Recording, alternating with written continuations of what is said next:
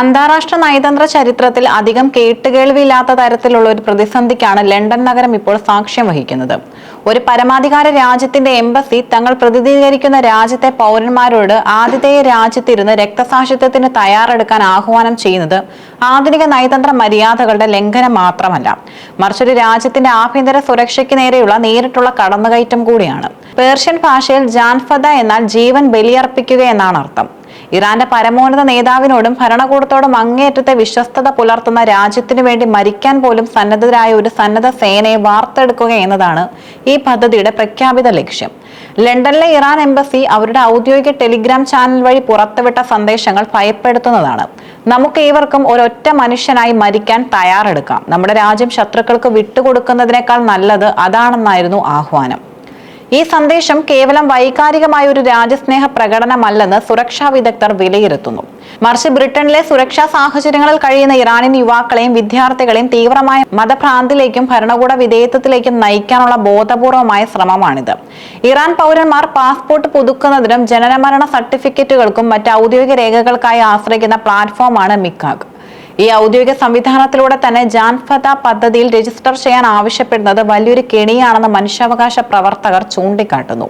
ബ്രിട്ടനിൽ കഴിയുന്ന ഇറാനികൾക്ക് തങ്ങളുടെ കുടുംബപരമായ ആവശ്യങ്ങൾക്കും നിയമപരമായ രേഖകൾക്കും എംബസിയെ ആശ്രയിക്കാതിരിക്കാൻ കഴിയില്ല.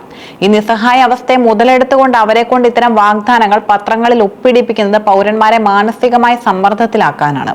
ഭരണകൂടത്തിന് വേണ്ടിയുള്ള ഈ സൈനിക സ്വഭാവമുള്ള രജിസ്ട്രേഷനിൽ നിന്ന് മാറി നിൽക്കുന്നവർ ഭാവിയിൽ വേട്ടയാടപ്പെടുമെന്ന ഭയവും ഇവർക്കിടയിൽ പടരുന്നുണ്ട്.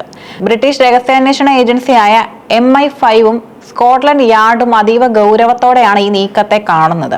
ഇതിന് പ്രധാനമായി 3 കാരണങ്ങളാണുള്ളത്. ബ്രിട്ടീഷ് മണ്ണിൽ വളർന്നു വരുന്ന ഇറാനിയൻ വംശജരെ തീവ്രവാദത്തിലേക്ക് ആകർഷിക്കാൻ ഈ പദ്ധതി ഉപകരിക്കും. ഇത് രാജ്യത്തിനകത്ത് തന്നെ ആക്രമണങ്ങൾ ആസൂത്രണം ചെയ്യുന്ന സ്ലീപ്പർ സെല്ലുകൾ രൂപീകരിക്കാൻ കാരണമാകും. ലണ്ടനിലെ യഹൂദ സിനോഗോഗുകൾക്കും സാംസ്കാരിക കേന്ദ്രങ്ങൾക്കും നേരെ അടുത്ത കാലത്തുണ്ടായ ആക്രമണങ്ങൾ ഈ റിക്രൂട്ട്മെന്റിനായി ബന്ധപ്പെടുത്തണോ എന്ന് പോലീസ് അന്വേഷിക്കുന്നുണ്ട്. ഇറാൻ അനുകൂല ഗ്രൂപ്പുകൾ ഈ ആക്രമണങ്ങളുടെ ഉത്തരവാദിത്തം ഏറ്റെടുത്ത് ഈ സംശയത്തെ ബലപ്പെടുത്തുന്നു. ബ്രിട്ടന്റെ ആഭ്യന്തര കാര്യങ്ങളിൽ ഇറാൻ നേരിട്ട് ഇടപെടുന്നു എന്നതിന്റെ തെളിവായി ഇതിനെ കാണാൻ കഴിയും.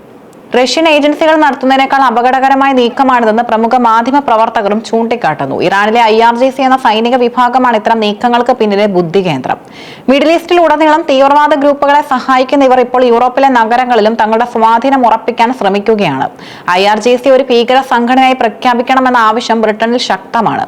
ബ്രിട്ടീഷ് പ്രധാനമന്ത്രി കീർ സ്റ്റാർമർ തിരഞ്ഞെടുപ്പ് വേളയിൽ ഇതിനുള്ള വാഗ്ദാനങ്ങൾ നൽകിയിരുന്നു. എന്നാൽ നയതന്ത്ര ബന്ധങ്ങൾ പൂർണ്ണമായും തകരുമെന്ന ഭയത്താൽ സർക്കാർ ഇപ്പോഴും നിയമപരമായ നടപടികളിൽ മടിച്ചു നിൽക്കുകയാണ്. എംബസിയുടെ ഈ പുതിയ റിക്രൂട്ട്മെന്റ് നീക്കം സർക്കാരിനെ കടുത്ത പ്രതിസന്ധിയിലാക്കിയിട്ടുമുണ്ട്. ലണ്ടനിൽ മാത്രമല്ല, ഓസ്ട്രേലിയയുടെ തലസ്ഥാനമായ കാൻബറയിലുള്ള ഇറാൻ എംബസി കേന്ദ്രീകരിച്ചും സമാനമായ റിക്രൂട്ട്മെന്റ് നടക്കുന്നതായി റിപ്പോർട്ടുകൾ വന്നിട്ടുണ്ട്. ഇത് വ്യക്തമാക്കുന്നത് ലോകമെമ്പാടുമുള്ള ഇറാനിയൻ എംബസികളെ ഈ ചാര ശൃംഖലയോ അല്ലെങ്കിൽ സൈനിക റിക്രൂട്ട്മെന്റ് കേന്ദ്രങ്ങളായോ മാറ്റാനുള്ള ഗൂഢാലോചന ഇറാൻ ഭരണകൂടം നടത്തുന്നുണ്ടെന്നാണ്. നയതന്ത്ര പരിരക്ഷ ഉപയോഗിച്ചുകൊണ്ട് ഇത്തരം നിയമവിരുദ്ധ പ്രവർത്തനങ്ങൾ നടത്തുന്നത് അന്താരാഷ്ട്ര സമൂഹത്തിനും വലിയ വെല്ലുവിളിയാണ്. ബ്രിട്ടനിലെ ഇറാനിയൻ പ്രവാസി സമൂഹത്തിനിടയിൽ പ്രവർത്തിക്കുന്ന മനുഷ്യാവകാശ സംഘടനകൾ ഇതിനെതിരെ ശക്തമായ പ്രതിഷേധവുമായി രംഗത്തുണ്ട്.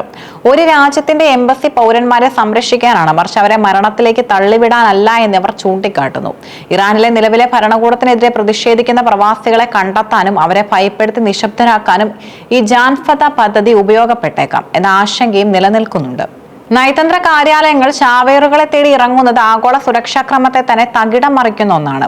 സമാധാനപരമായ സഹവർത്തത്തിന്റെ ഭീഷണിയാകുന്ന ഇത്തരം നീക്കങ്ങളെ ബ്രിട്ടീഷ് സർക്കാർ എപ്രകാരം നേരിടുമെന്നത് വരും ദിവസങ്ങളിൽ നിർണായകമാകും. ഇറാൻ എംബസിയുടെ വാദങ്ങൾ എന്നത് ഇത് വെറും രാജ്യസ്നേഹ പ്രകടനമാണെന്നാണ്. സുരക്ഷാ ഏജൻസികൾ മുഖവിലക്കെടുക്കുന്നില്ല. ബ്രിട്ടന്റെ തെരുവുകളിൽ മതഭ്രാന്തും തീവ്രവാദവും പടർത്താൻ അനുവദിക്കില്ലെന്ന കർശനമായ നിലപാട് സർക്കാരിന്റെ ഭാഗത്തു നിന്നുണ്ടാകേണ്ടതുണ്ട്.